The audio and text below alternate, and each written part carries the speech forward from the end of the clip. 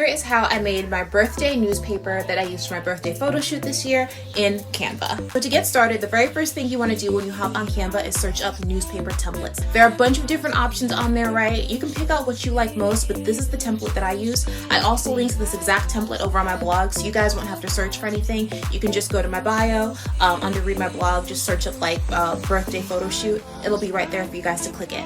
Next, you need to resize the document, right? It needs to be 24 inches wide by 18 inches tall. These dimensions are very important, so I'm going to say them again. 24 inches wide by 18 inches tall. And when you have it printed with your printing company, I use Staples and I did same-day printing with those same exact dimensions. When you have it printed right, that 24-inch wide document, you're going to fold it in half, and now it becomes 12 inches wide, and that is going to align more with like the typical newspaper size.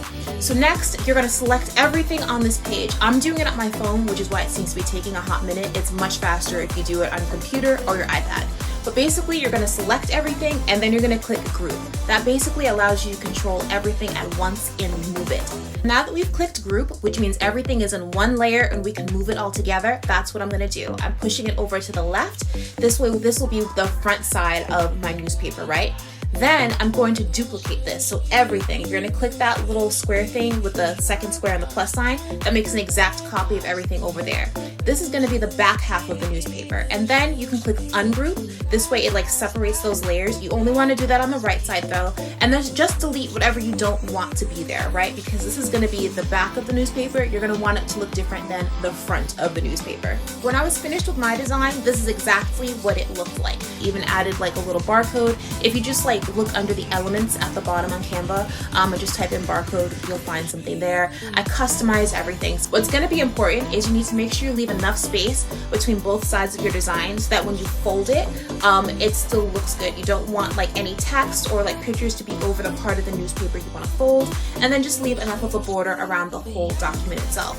When you finish, you're going to want to download this document as a PDF. You will then take that and upload it to whatever printing service you're going to use. And it looked exactly like this, as you guys saw in my birthday photo shoot pictures. And this is how I made my custom birthday newspaper. So again, you can head over to my blog, which is up in my bio. And if you search birthday photo shoot or birthday newspaper, I have all those steps outlined again in a blog post for you guys, along with the link to the newspaper template that I used and a link to the Staples site for the same day printing. I hope that's helpful. And if you guys have any questions, let me know.